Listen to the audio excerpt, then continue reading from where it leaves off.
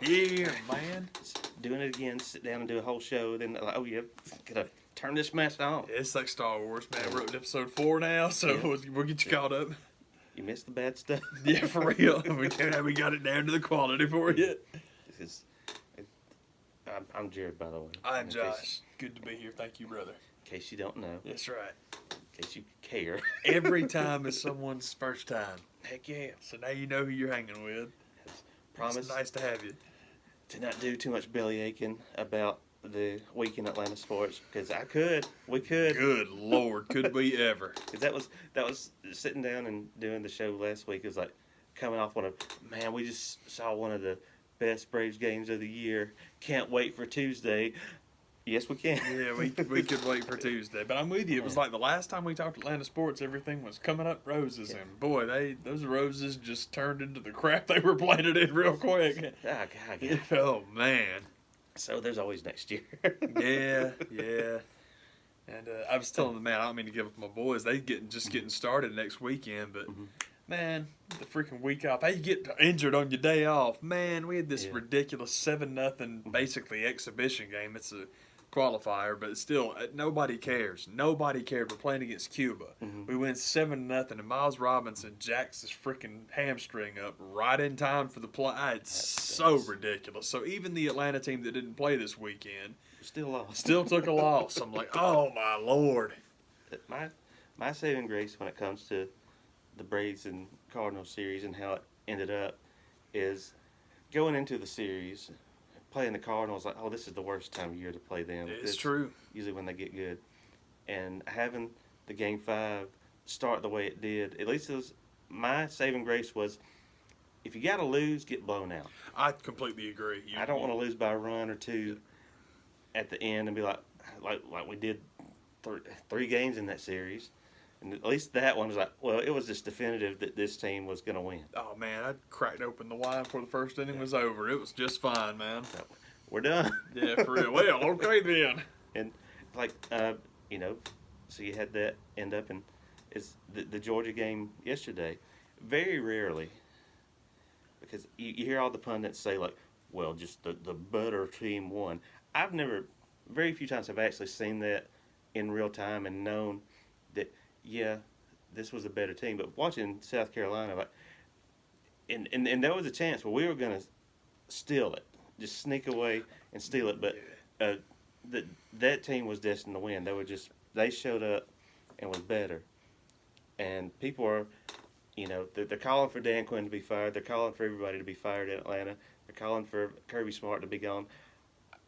I don't think you can put it on him necessarily, but the better team showed up to play, because this is what Georgia does. And I got the schedule wrong, because I was telling everybody today how well we're going into a bye week. We always overlook that team that we play before Florida, and that's usually when we get beat.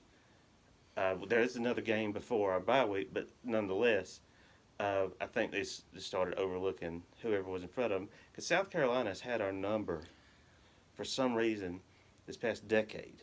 Even go back, and people gave Spurrier credit for it. They just have had our number. South Carolina, it really is. My neighbor is a huge Georgia fan, and he and I were discussing that every school's got that one boogie team that just gives them hell. For my guys, it's North Carolina. North Carolina and UVA, man. It does not matter what the record is. It don't matter what's going on. The UVA thing was crazy, because there was like this 20-year period. I mean, I don't know if it might have been legitimate 20, where literally home field advantage determined the winner of that game. We didn't win in Charlottesville. We beat them in 1990 when Scott Sisson hit that field goal, and that was the last time we beat them in Charlottesville until I think 3 years ago. I mean, it's just crazy, and they always come to Atlanta and we beat them here. North Carolina, 1990, the national title year for Tech. Guess who that one tie was against? North Carolina. And it just doesn't matter. And for Georgia, you're exactly right. It is South Carolina. Well, Tennessee's usually pretty good. They ain't this year, but they're usually pretty good. Tennessee, Florida, those things don't really count. It's that team that it just does not matter how they're doing, how you're doing, they give you a hard time. And you're right. For Georgia, it is South Carolina, and it always has been. Yep. And during the Spurrier years, it's one of the things that always pisses people off around here about Spurrier is he's always right. Yeah. Because when Spurrier was there, the South Carolina game was very early in the season, and he would piss a lot of people off in Atlanta because he'd just come out and straight up say some of that truth that people don't want to hear. He's like, I like to put Georgia, early on season because, they're going to have a few players serving suspensions, and that's just when you want to play them. And people are like, Steve's right. I don't like him because he's right. Yeah, but that has changed in the past couple of seasons because they're later in the year, and it didn't make a bit of difference. Still don't matter. Yeah, it's weird. It's weird that everybody's got that team. Literally everybody. For for my cousin who's an OSU guy, man. For Ohio State, it's tricky. It'd be hard to pick who that team that gives. Oh man, I should be able to tell you because it's always. If it comes back to me, I'll let you know. But there's one team that just, man, you just always know. You just always know. Would they throw in that out of conference game? That's kind of like, who knows? When, yeah, man. It's weird. Everybody's got one, man. Like, I give you a perfect example is back in the Big East days, man. Miami. Miami would always, and Virginia Tech always played them tough because they were good. And then West Virginia got very good and played them tough. But freaking going back to the Hale Flutie, freaking Boston College has always given them fits for no reason. No reason. Like in, I think it was 01 when they were just, it's weird. So many people talk about the 02 team that Ohio State beat, but that 01 team is as good and talented as any college team there's ever been. They were unreal. And even that year, man, they played, I think it was 17-14 was the final against BC. Now, to be fair, that was genius scheduling by Boston College because they had to go to Chestnut Hill like the second week in November. And it's like, that's smart. Take Miami kids and put them in Massachusetts. It's like, that's smart, man. But they still won. Tough adjustment. Yeah, man. When it comes to the season, all is not lost yet for Georgia. No, everybody thinks, no. It's just over. Like, it ain't. It's going to take a lot for us to get where we want to be, but man, I think it's the truth's going to come out, and that's what I upset some friends, Georgia friends, that when I finally, everybody was complaining about Kirby, they were complaining about everything that happened in the game. Like, it all comes down to Jake Fromm just plain ain't got what it takes. And that's a tough pill to swallow, but you need to just get that. He's not it. I'm not sure why people get so defensive about Jakey Fromm, but no, he's not that good because Jake Fromm is one of those typical. He's really like a Ken Dorsey kind of player. And Dorsey was a fine player, but Jesus Christ, when you have that much talent, the running game is that good, who knows how good you are? Well, he's a game manager. I hate the term game manager because basically what that means is very, very smart player who doesn't have any ego and is usually in the position to win games. That's what you want. Yeah. But with South Carolina, there were no points. You just couldn't get ahead, so Fromm's got to beat you with his arm, and he can't do it. Or at least he didn't do it then. And the other thing that makes me nuts about this, I was telling the man earlier, I know people don't want to hear it. Man, you think they get huffy when you say Jake Fromm ain't got it. Remind them that Justin Fields at Ohio State used to be your guy. And that's the problem with just over-recruiting and promising everybody playing time is, yes, they transfer. And sometimes the better guy leaves. I give you another perfect example. And, boy, people don't want to hear this. Tim Tebow was an American treasure. You crazy. Said, yes, somebody should play quarterback in Florida over Tim Tebow. Y'all do know Cameron Newton was down there, right? Yeah. So, I mean, all I can tell you is if you want to start Tebow over Newton, okay. But they put Cameron Newton in Auburn, and in one season he basically took Tim Tebow's legacy and flushed it. Because it's just, I mean, there's no question which one of them is the better player. Jordan Reed was the same way. And it sucks. Jordan Reed actually he's the tight end for Washington, and man, he just concussion after concussion. So he's probably done, which really does suck. But he went to Florida to play quarterback, and instead of transferring out, it was just like, you got to find yourself something new to do, son, because Tim's the guy. So he became a tight end, and now he's a pro at it. It's like, man, it's just, anyhow, all that overcommitting. And Tim Tebow had Chris Leak to play with and made him look real good. That's the thing that drives me the most crazy about the Tebow cheerleaders is when they want to say, hey, he's a two-time national champion. I'm like, no, he was a third down back on that first team. Yes, he got a ring, but you try and pretend like he started. He ain't Tommy Frazier. Tommy Frazier was a two-time national champion. Well, I hate saying champion because that doesn't mean anything in college football. But he was the starting quarterback for two teams that won titles. Tim Tebow was not. He was a part of two teams. He was a starter for one. But quite literally, Chris Leak did all the work, got you inside the 5, and then Timmy did the fullback short yardage thing and got his little touchdowns. And oh man, he's unstoppable. Okay, that's grand, but y'all, he gets way. Excuse me, Tebow gets way too much credit for everything. I was discussing this with somebody. They were talking about his. I'm going to make you a promise right now. You're never going to see it in one more card. I'm going to do everything. This one's on me. And I'm going to win all the games. And it'll be real good. That was his little speech or whatever the hell it was he said. And the ridiculous thing about that is, A, it's way too scripted. And B, they gave up 31 points in that game. That ain't got nothing to do with him. That's not on him. That ain't his fault. I mean, you tell your quarterback, go get us 32 points. You can't expect that. It's great if you get it, but you don't expect 32 points. So that wasn't on him. That loss to Ole Miss was not on him. The rest of the season, the most points they gave up was 13. So the Ole Miss loss ain't his fault. And everything after that, boy, it's not on him. It's not for him. Y'all can kiss his rear end if you want to, but geez, all you need is asking your quarterback for 32 is unreasonable. Asking him for 14, you don't deserve the rockets and sunshine. It's just that is the most overrated, and it's just the timing, because that was when the Big Ten basically told ESPN, I'm leaving, honey. So ESPN decided that they had to get them a new girlfriend, and that was the SEC. And also, good for the SEC for just fleecing them. I love that story because the desperation of ESPN put them in a position of weakness. And boy, the SEC capitalized because that check has to clear the bank. There's a reason that ESPN begs all the time for money, because the money they owe the SEC, they got to pay it. Simple as that. But the point as far as the SEC being in the position of power, Game of the Week's still on CBS, ain't it? That's right. And what does CBS and ESPN have to do with each other? Not a damn thing. So I love the fact that they still get Game of the Week money from CBS and $6 billion a year from ESPN. Because hey, if they're dumb enough to offer it, you take it. There was one call in the Georgia game that I point to as being like, maybe you shouldn't have done this. It was, why not go for the field goal at the end of regulation just to see?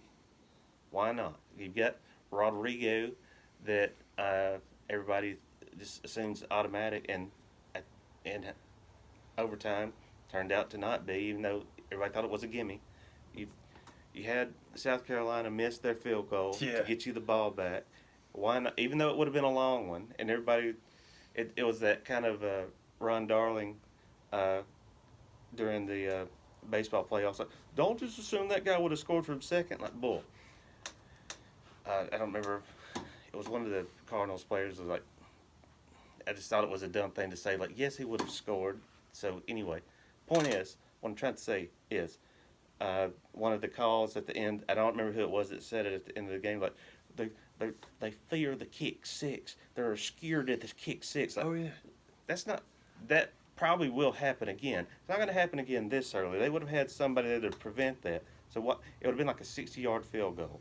Why not try it instead of just throwing one up and knowing that you risk just as much that getting run back as you do that. So I'm like, I think something about them not going for that field goal at the end of regulation just to try, I think got in old buddy's head and was like, well, they don't trust me, So anyway. Yeah, the one at the end was a weird miss. I hate that little wiener anyway because they've decided just because he wears his little Trailer Park Boys glasses that he's got to be a celebrity. And it's like, okay, I don't like tough guy kickers anyway because if you make eye contact with them, they shit their pants. And I don't like celebrity kickers. Yeah.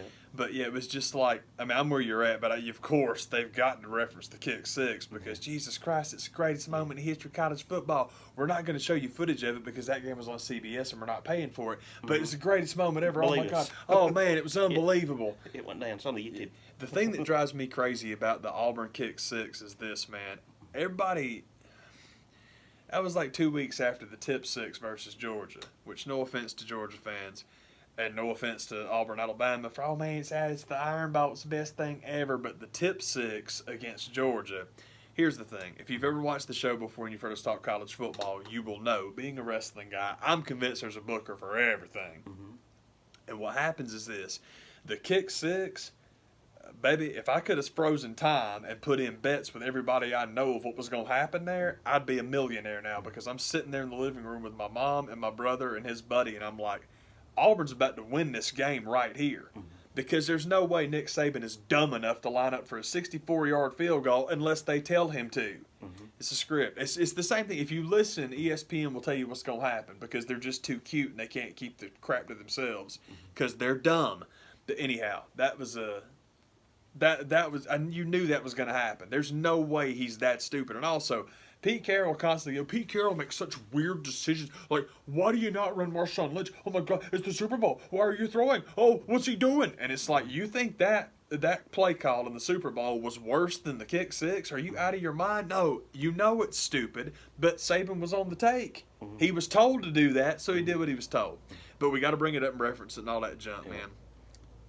The tip six, though, that is what happens when you have a script that says this is going to happen, but you trust the guys in the game to get it done because you can do extraordinary things. Kicking a big, long field goal and having a guy running it back against the offensive line is not that big of a deal. Mm-hmm. But have the ball in the air, have a guy put a hand on it, knock it around, and trust the guy to catch it.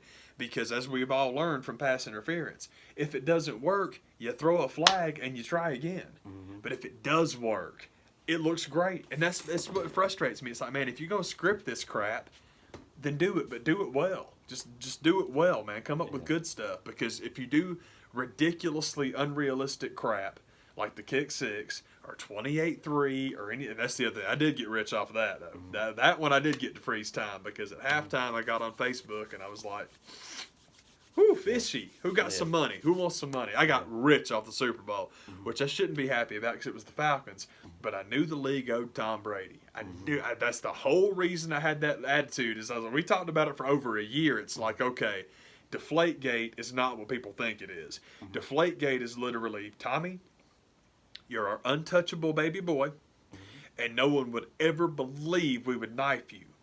So we're going to knife you. And it's so they will shut up about CTE, and it worked. They knew exactly what they were doing, but that's Brady's whole thing is it's not cash. He don't need that. It's, okay, legacy, rings, every passing record ever. And what are they doing? They have bent over every opportunity to help him out. But I don't just want the ring. I want the biggest comeback in history, and I want the most passing yards, and I want the most passing touchdowns. And that's the problem is Tommy let his ego run wild, and it's like I know they got to keep bringing it up to try to convince people the shit was real, but you're never gonna convince me, and I'm doing okay. I got the receipts to show that it don't bother me a bit. Yeah. But it's like that's unbelievable. It's like just be cool. It's weird. It's like what we talk about with pro wrestling, where wrestling now is driving me nuts with, and I really do sound like Cornette here, but I agree with him on this one thing.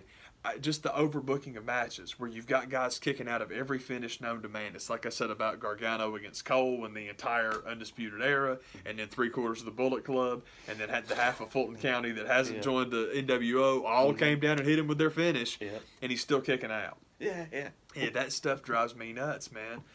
And I never pick on New Japan, so I got to be fair, man. I was telling the man, I was watching Ibushi and Kenta today, same thing, because it's not bad enough that Ibushi kicks out of everyone's finish. But you start the match and Kenta's killed him to the point the ref's got to come out and the doctor's got to come make sure he can wrestle and la-di-da.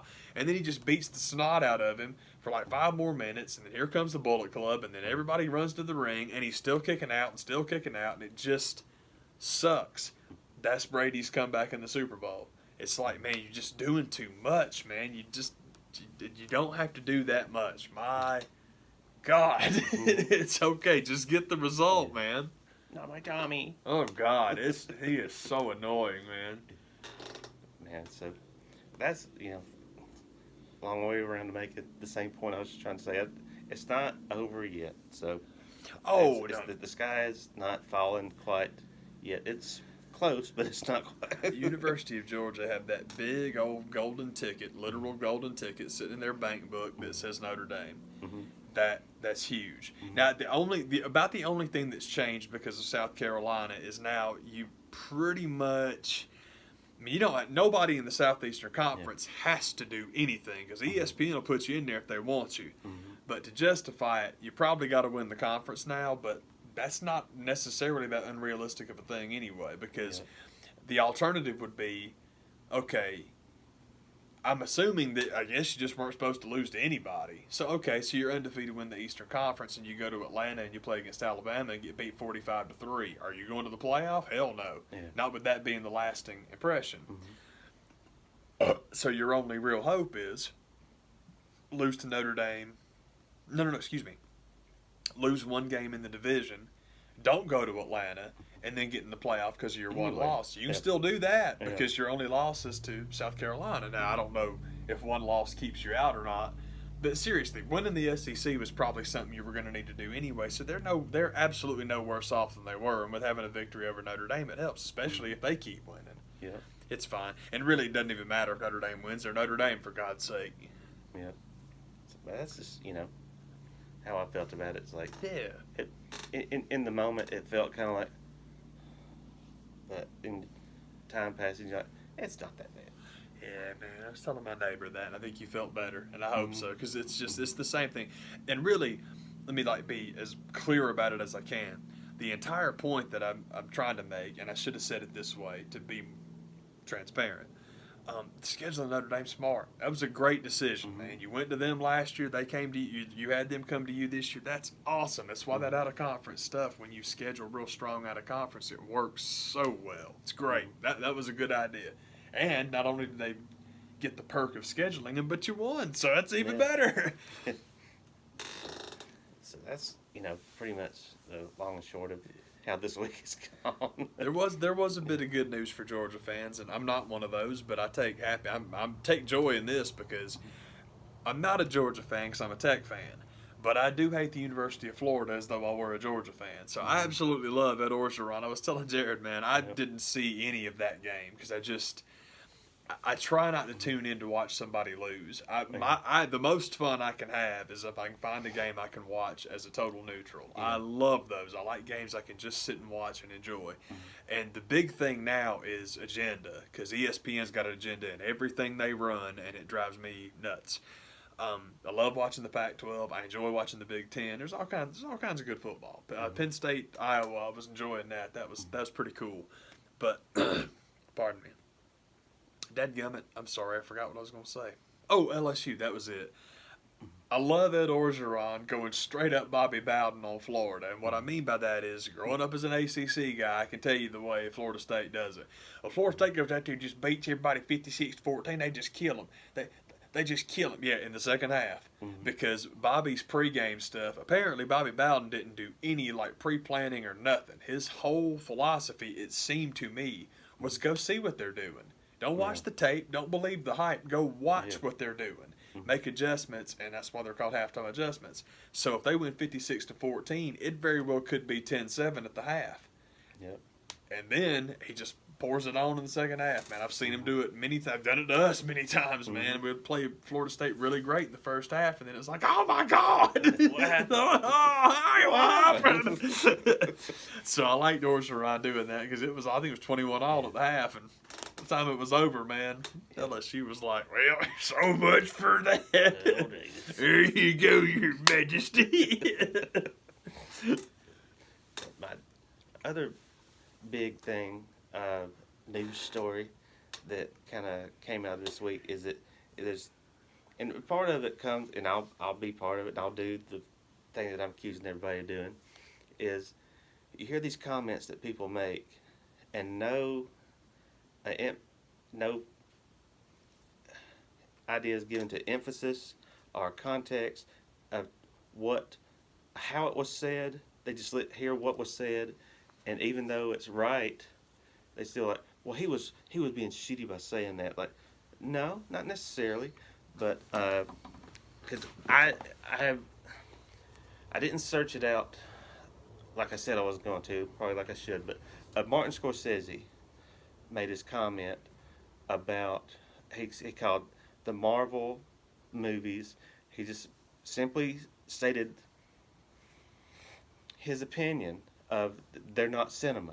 And all this, I never heard him actually say those words. I never read him in an interview say those words, and I want to see what context was this in. Yeah. But he did double down on it when they kind of questioned me. He's like, yeah, I said that, I meant it, because I'm right. But it all came from Robert Downey sitting down and talking with Howard. And Robert Downey handled it very well. He wasn't like, oh, well, screw that old man about it. He's like, that's his opinion. I disagree with him, but it's kind of, I think he took that, and you can hear his comments about it, where he was like, well, it's an adapt or die kind of business now, and I got in on the ground floor, and I bet on a good horse.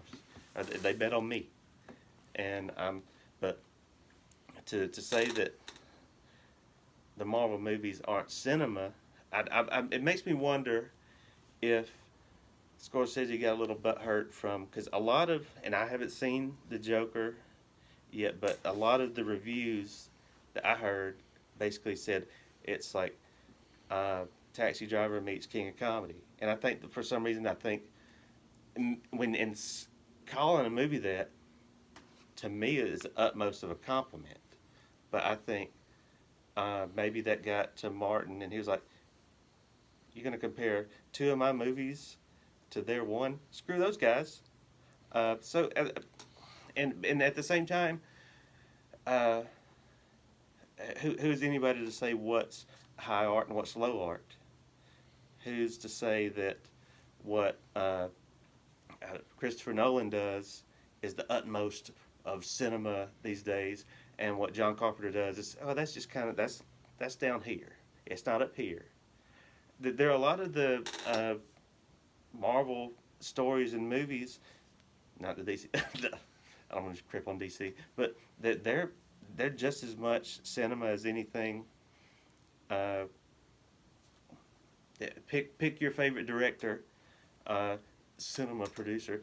They're just as much on that level as anything that those guys are putting out. The only problem is they make money.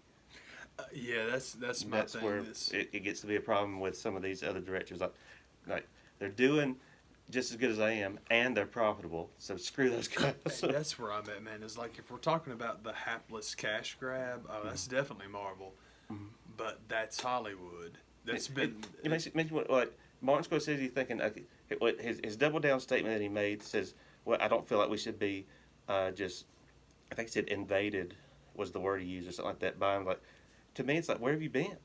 Yeah, This has been happening since the 80s. Yeah, that's my thing. Is like, I don't understand exactly why it's this. And I have a theory, but I'm not sure why it's this group of movies right now. Because as far as like big money Hollywood, that's nothing new, man. That's like, that's where it all started. It eventually Franchising of stuff. Yeah, it was all the studio system, and then it broke down, and you got more auteur stuff and more like writer-director stuff, and all that's great. But yeah, like, we want to have this fight now. And my theory behind it is the only other thing that's really changed is something you and I talk about. It's like, well, okay, so Disney is back in this movie series that's making a lot of money. It's not new. They've been doing that for a long time. Like you said, the serialized nature of it, the sequel. But again, that's been coming for a long time. Yeah. The different part, and I don't know if Marty's in on this or not. I don't know if he cares. I don't know if it's even what he's talking about. But what's different is what you and I have always talked about, with just how much control creators now have because of venues, because of HBO, because of Netflix. And okay, so you don't want Big Disney to stay big and nasty, but they were always going to be that. The Marvel stuff is a great exclamation point, but it's hardly the capital letter. And it might not have anything to do with it. It's just that it's that thing where it's like, wonder where that's coming from. So as far as like the industry backing like these big money making juggernauts, that's not new. But if you see it as a threat to this opportunity that people might have to really venture out and do their own thing, that part is different. So I don't know if that's what he's talking about or not. Maybe. I don't particularly care, because the thing is, it's kind of like And I swear, the best thing about getting away for a week, is I didn't do any news shows, and I ain't back on them. But this I will reference slightly because it's just one of those things that when it gets brought up, it bothers me. Anytime anybody mentions this, or you say this, or you do that, it's like, well, Elizabeth Warren seen Kiss Pennsylvania goodbye. So much for Pennsylvania. You're going to fire up the Trump voters. They're all going to turn out now and vote for him. Was anybody that supported Trump last time around not fired up about next November? I mean, they were all going to go anyway. And as far as like Pennsylvania or Kentucky or Georgia or voters anywhere being upset by this one issue, you weren't going to vote for Elizabeth Warren anyway. So I can't stand all that scare tactic garbage. And the reason it's so frustrating is because we like to talk about scare tactics when it's the right-wingers trying to get us to stay home. And it's like, well, great, but what does that have to do with you saying it? Yeah. You know what I mean? It's like, anyway, but that's what it reminds me of is, I don't know, I got way sidetracked there, but anyway, the main point being that, yeah, it's like, and it doesn't matter anyway, because the ultimate thing is this: if you buy your ticket and watch the Marvel crap and you like it, that's awesome. But it's not costing you anything because, that's what the point was. The people that are going to have, if this is what he's talking about, and that's where I'm going with it, the people that are going to go to Netflix, to HBO, to Amazon and get their stuff created, they were never going to get that Disney contract anyway, so it doesn't matter. Yeah. By Marvel's success,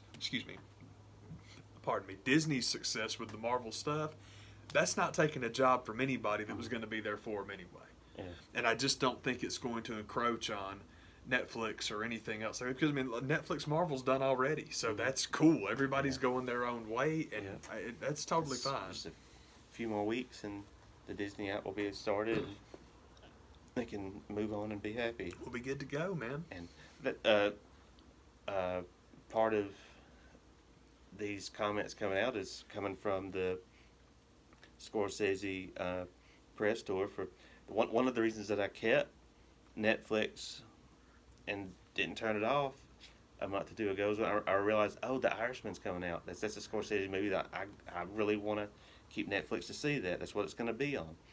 And it makes you wonder, like, what took so long for him and Pacino to work together? There was some, and I want that story to come out eventually, because there has to be, going back to all the movies he's done with De Niro and everybody that's in this movie, The Irishman. I think it's De Niro, it's Keitel, it's Pacino, and Al Pacino. But all the years that those three guys working together, and Al Pacino's there was some type of animosity between, and I don't know if it's between him and Scorsese or what, but he would never cast Pacino in anything. And I've never understood that. And that's the questions that need to be asked. But I think if he gets out and he makes these comments about this terrible Disney, then that'll shield him from having to answer that stuff. Because it's as Scorsese has made some of the best movies I've ever seen. Me too, man. None of them have the rewatch value to me that some of the Marvel stuff does. And that's not a slight on his stuff, but like, man, freaking FX and TNT, like, Saturday afternoon, there's gonna be one of the 20 on. Yeah, no kidding. And it's hard to spin the dial and find one, and I'm not gonna be like, no, I'm not in the mood for that. I gotta be in the mood to watch Goodfellas. I gotta be in the, man, I don't know if I could ever sit through Raging Bull again. And people love that movie. Yeah, Raging Bull is very overrated. People put that movie on the pedestal of pedestals. I'm like, y'all, this character has no redeeming qualities whatsoever to me. And why I don't understand why that one's the one that's beholden of all his movies. It was. I think that Raging Bull took a huge shot to the gut when Goodfellas came out, because Goodfellas absolutely knocked it out. It knocked it out, because Raging Bull was a huge deal, but Raging Bull is kind of like what I was saying about Joker, and it's not necessarily the same thing. Mm-hmm. But it's not that Joker is a one-man show. My point with that is, if you go see it just to watch this one dude act, you'll love it. It's great. Yeah. It's great. But that's kind of all Raging Bull is. If you just want to see this guy do the actor thing, okay. Now, another thing that I think's kind of hurt Raging Bull a little bit is, Robert De Niro gained 35 pounds for that scene in the jail where he's got that big belly. Well, Christian Bale shot that junk right in the ass as far as like what you physically do to. You remember, I love this. One of my favorite things when that picture of Bale was making the rounds with the gray hair and he was off. Oh man, Christian Bale's let himself go. Oh my God, have you seen him? Oh God! And it's like y'all do know what he does for a living, and it turns out he's on the set of Dick or Veep or whatever the hell it was called. And it's like, okay, so we might have overreacted. Yeah, you think? That's so awesome because I remember we talked about it, we saw the picture. It's like, well, we know what this is. It's like, okay, guys, calm down. No, oh God, seriously. So what if he gains weight? He's not spring chicken. He's Christian Bale. He can do whatever he wants to. But yeah, it's always like, it's like if you know anything about this guy, you know what he's up to. But yeah, I'm pretty crazy. Yeah, I'm with you on Raging Bull. Scorsese's got a couple that I really, really like, and he's got a couple that rewatch is interesting because I'm with you. Most of his recent stuff, they're definitely one and dones for me. I mean, people went crazy over Wolf of Wall Street. Oh God, I hated that movie. My God, I did not love it the way people told me I would. The simple fact of the matter is this: if you've watched the show, you'll know where I'm going with this. You already know where I'm going with this. Margot Robbie's not that hot to me. Sorry, I don't care how few clothes or how little pubic hair she's got. It doesn't do it for me, and that's the only thing that anybody remembers about that movie. That's it. Wolf of Wall Street sucked. I hated everything about it because, man, you talk about people that you don't need to glorify. Well, with Goodfellas, they make Henry Hill seem like a superhero, and he was nothing but a gangster. I tell you what, I will take an Italian guy working his way up through the mafia over anybody that's going to rip off old people from their pensions and then get hooked up with the FBI to help them. I hate that guy. I hated the movie. I hate the idea of glamorizing that shit. Oh my God! I really obviously I'm still very, very, very, very sensitive about the Wolf of Wall Street. I hated that movie. I really dug The Departed, but for the most part, that was the last one of his movies that I was like, man, I really, really enjoyed that. But at the same time, I have probably watched that one the most of any of his movies. But it's for the most part, I mean, you're going to compare Scorsese's work and anything that's come out of the Marvel stuff, like, man, I could sit down and watch those and have a good time. Yeah, Martin Scorsese stuff, man, you got to be in the mood for it. Yeah, most of the Marty stuff I like is like straight drama. So yeah, you got to be in the mood for that. But that's cool. I'm sitting there like contemplating like which one of his stuff I like. I like Taxi Driver, but I've seen it 10,000 times. I'm with you on Raging Bull. Fantastic performance, but it ain't all that. Goodfellas, for a lot of reasons, it's very, very good. And also, that is, for all the talk of, well, Quentin Tarantino and Pulp Fiction and Tarantino, that's modern cinema. By God, he invented modern cinema. No. Modern cinema is Goodfellas. Everything came out of that. Music videos came out of that. Modern soundtracks came out of that. I like Quentin. But he ain't never going to catch Goodfellas, and he knows it. It's one of the reasons that if you listen or you read Quentin Tarantino's commentary on Boogie Nights, he's so effusively loving of that movie because Quentin started like so many other people did trying to do Scorsese cover songs. Boogie Nights is the best Scorsese cover song you'll ever see. Boogie Nights is the Tom Petty record. I always say Petty made the best Dylan records of the 80s. It's the exact same thing, is that Paul Thomas Anderson made the best Scorsese movie Scorsese never made, and then he went in the totally opposite direction. It's the craziest thing, because he could have sat in there and done that Guy Ritchie, tough guy with a gun garbage, and he didn't. He did Boogie Nights and then went off the cliff, and in a good way. I mean, I love what he does, and I still haven't seen Phantom Thread. I'm kicking myself over not having seen that yet, but I'll get there, because I want to see it. I like Paul. But yeah, man, Goodfellas is like it's that movie. People are still trying to remake that thing. I loved Bringing Out the Dead, the Nicolas Cage, John Goodman ambulance movie. That was a good one. I thought so too. I really liked that one. It's good, great soundtrack too. It's the Clash and REM for God's sake. And oh shoot, I can't remember which one of the girl groups is on there. It's cool though. It's a good soundtrack.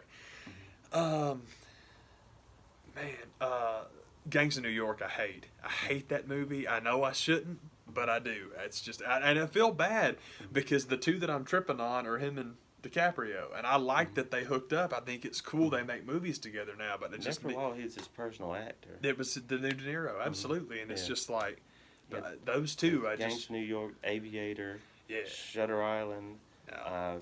I'm probably forgetting something, and then Wolf of Wall Street was and The Departed. Yeah, yeah. I'm with you. The Departed I really like. It's very cool. But The Aviator is my bounce back because I hate to sound like I'm tripping on DiCaprio because I like the guy, but I loved The Aviator. The Aviator for like non-gritty New York street movies. Scorsese likes to do old Hollywood too. Aviator is fantastic. Yeah. It is so good. What was the other one? It's not DiCaprio, but it's old Hollywood. It's Hugo.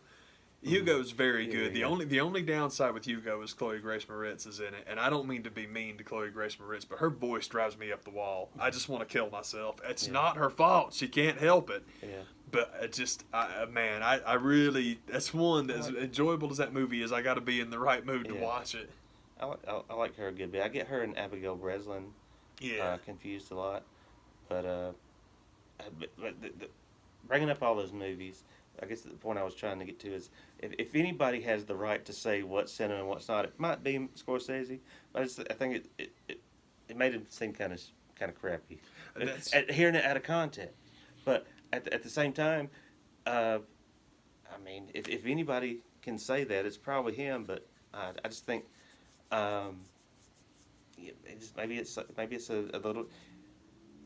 Hearing it, you try to think, oh, is this sour grapes? Like, haven't you done enough? But it's like, it's just an opinion. And yeah, man. I think maybe he hasn't even watched them, and he's just like, they're just not my jam. And if they're not your jam, then by all means skip them.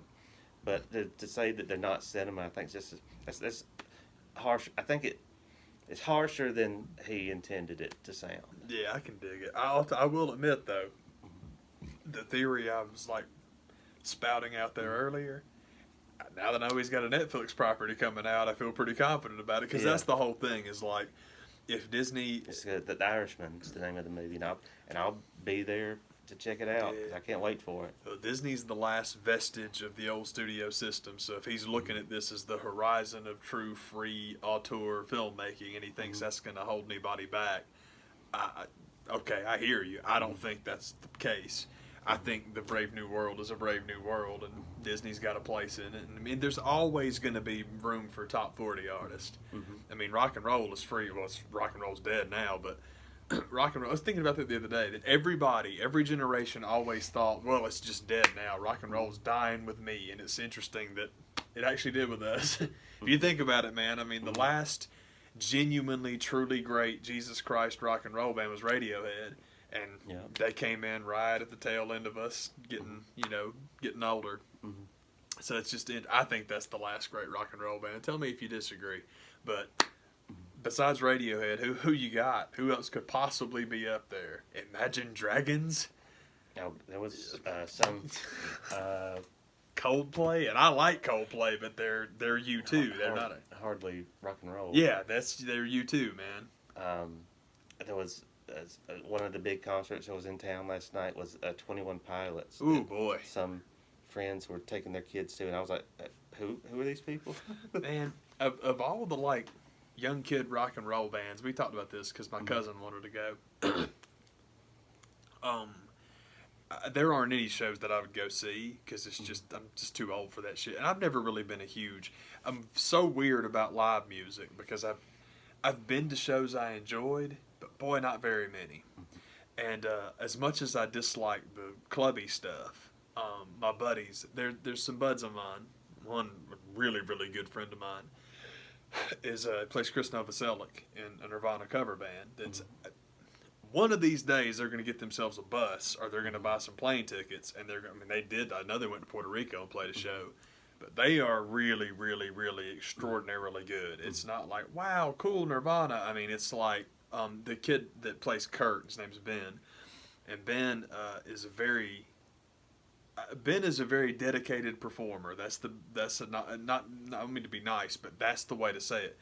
Ben has taught himself to play the guitar left-handed just because he wants to get it that accurate. It's unbelievable. I mean, he's very good. But basically, if you will think of somebody that will relearn to play the guitar left-handed, for the sheer visual of Kurt Cobain playing the guitar left-handed, think about what he was doing before then. Like as far as the vocal approach, as far as I mean, they are fantastic, and that's just Kurt. They're all like that. They all take it very seriously. It's quite good. They're called Nameless Nameless. If you live in Atlanta and you hear about Nameless Nameless play it, if you like Nirvana, you should go. And if nothing else, stick around for goodness sake. Oh shoot! I'm sorry. It'll come back to me in a second. I'm sorry, because they're fantastic. Go check them out. But anyhow, I don't even know why I brought that up. Oh, I've seen them several times and really enjoyed the crap out of that. That was a lot of fun. But of all the bands that are out now, I mean, 21 Pilots, I kept hearing the name over and over again. They popped up on SNL. I'm like, oh, cool, this will be nice. And I checked it out, and I'm like, not for me. It's not my thing, man. And there's music now that I think is good. There's a couple of people that are quasi-big or semi-known. Like, I think The Weeknd's very good. All of The Weeknd's crap, I've enjoyed pretty much all of it. But Billie Eilish is the one my cousin wants to go see. This is my little cousin who's trying to convince my first cousin's name is April.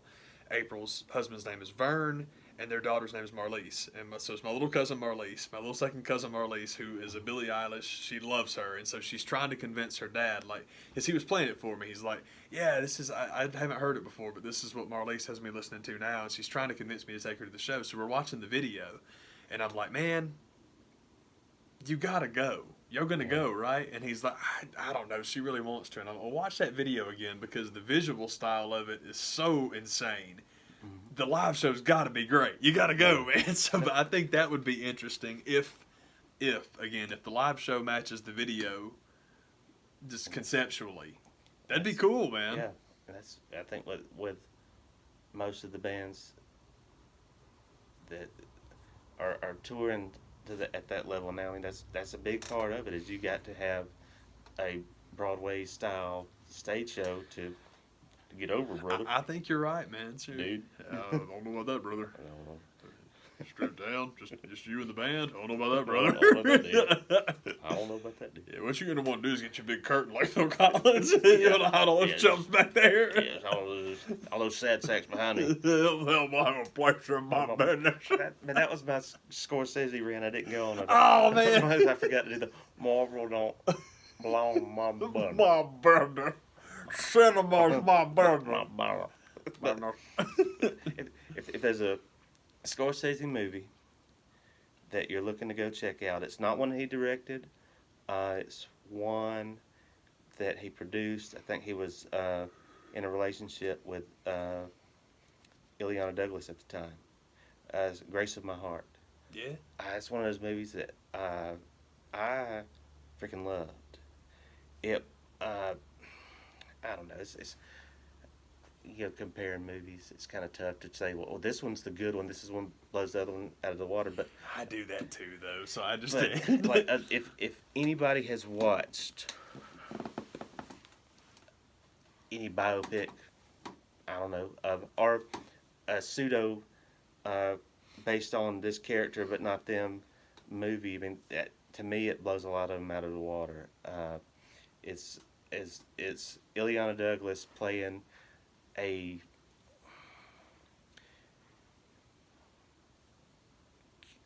kind of there's a little bit of Carole King in there. There's a little bit of Brian Wilson and the guy she gets into a relationship with. There's a little bit of Phil Spector and the character that John Turturro plays, but it's not their movie. It's kind of, you get the feeling of these people being based on them, but it's freaking love that movie. Archetypes are the best thing in the world. I completely agree. That's awesome. And there's all kind of that stuff is in there. I started to say, what anybody that thought That Thing You Do was the quintessential rock movie, they don't know nothing. But that Thing You Do is pretty freaking good. Yeah. But so that's not fair to say. But if you liked That Thing You Do and how it was kind of based on some of these other bands, go check out Grace of My Heart. I gotta watch that. That's cool. I think you'd really like it. I don't know what it's streaming on. I'm sure it's on something. Might be on Netflix. But one of my favorite movies of the '90s that get talked about nearly enough, A lot of and it's Scorsese adjacent. yeah. He's associated. Yeah. Lots of good things from the '90s that fit in that category. Now, to be fair, the tail end of the '90s, I was working at Blockbuster, so I got to watch a lot of crap. So you catch them. It was a good time, man. The '90s were a great time for music and movies. But the Scorsese adjacent products, and he did direct the first episode, but for the most part, he put money into it. Was Vinyl on HBO, and don't get me wrong, it's funny when they didn't pick Vinyl back up, because it was like, we're just tired of picking up the bill for clearing all this music, and I don't necessarily know if I'm not doubting that it's expensive, but you kind of knew what you were getting yourself into. I think they didn't bring it back just because they didn't want to. Yeah. But that first season of that show, especially the first episode, if you just watch the pilot, excuse me, I did it again. It's 2 weeks in a row where I ate too much, and I'm out here just being disgusting. But, Oh yeah, good brother. but yeah, Vinyl. But what exists of Vinyl is very enjoyable and very, very cool. And Bobby, I can't believe Cannavale. Thank you. Yeah. I always forget his name, man. So good. He's a guy that every time he shows up in anything, I'm always really happy to see him. Yeah. And in that one, he was the star, and he's great, man. And like the episode, not to give anything away, but there's an episode with Alice Cooper that I really, really liked, because the kid they got to play Alice Cooper is excellent. He's very, very good. And then the Elvis episode is overwhelmingly fantastic. That was so cool, man. The way they did it and the story they decided to tell, man, it was awesome. So yeah, man. So I'm with you on Scorsese adjacent projects. Yeah. It's like, man, Vinyl was cool. I missed that show. I hate they didn't bring it back, but I understand. Yeah. It seems kind of like, not to say set up to fail, but you felt like, this probably is going to be a one and doneer. But as much cash as you pumped into it at the beginning to clear all the music, and then as little like promotion, it's really true. You make a good point. I mean, it's like, I don't know how in the world you expected this to make any of that money back if you ain't telling nobody it's on. Yeah. Watch this show you don't know about. Bye. Nobody watched. What are we going to do? On Wednesdays at 9. They didn't show up. We make movies. Yeah, what else is there to? What else is there to? What can be done? It's my favorite thing. I was telling this is so stupid, but I was at my friend Ben's house back this is when he lived in Smyrna, and I don't even know how we got on the subject, man. But basically, the guest bathroom is this way, and the window faces his neighbor's house. And so it was just like I was going in there, and he's like, "Yeah, man, just fix that. Just basically along the lines, just fix the shade. It'll be all good, man. It's all good." And I'm all like, "I'm not fixing. Nothing they ain't seen before. I'm not fixing any shade. And I'm gonna tell you why. They want to see it. I want to show it to them. What's to be done?" So that became the catchphrase of the year for me and him, is "What's to be done?" So that's my HBO executive. "Hey, look, we told you that Vinyl's on, and you didn't watch it. What's to be done?" Done all I can do. Yeah, for real, seriously. It don't belong in my bundle. It's out of my hands. That's what's up. It is indeed, man. Awesome show. Thank you, brother. Get down.